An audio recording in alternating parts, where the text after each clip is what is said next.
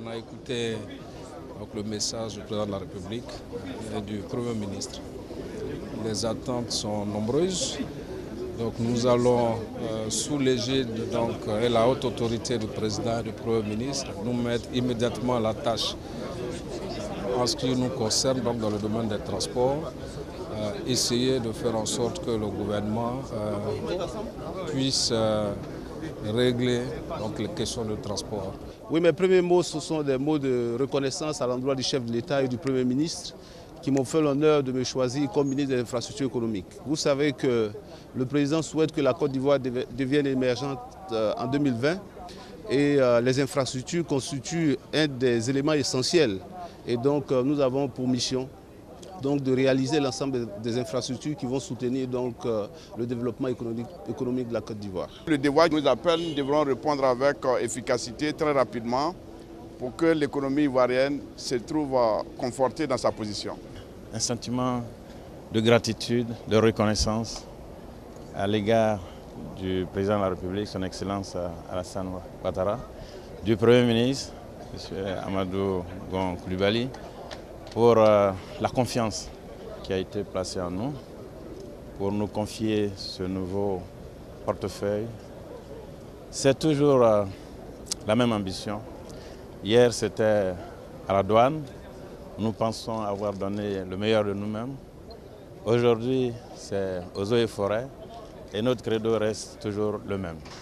Chaque jour, un peu plus que la veille, et faire en sorte que, sous la conduite du président de la République et sous l'autorité du Premier ministre, faire en sorte que nous puissions accompagner le président de la République dans son œuvre de reconstruction de la Côte d'Ivoire pour atteindre l'émergence en 2020.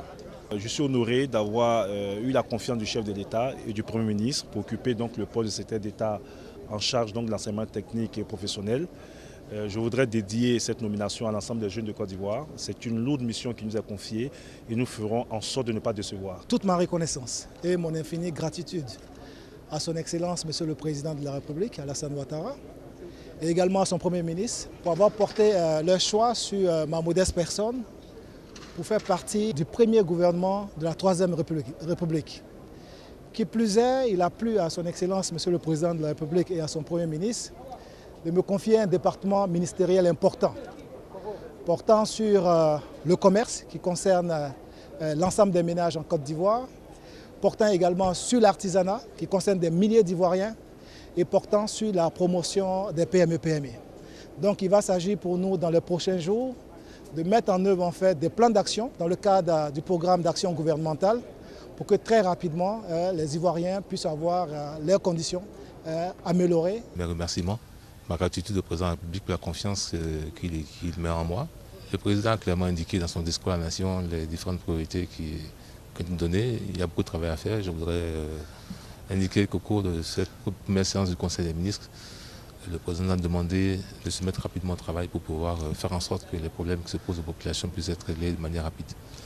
Donc ça veut dire que nous allons très rapidement nous mettre au travail avec les uns et les autres, faire le tour des problèmes et faire en sorte que les solutions soient trouvées de manière rapide.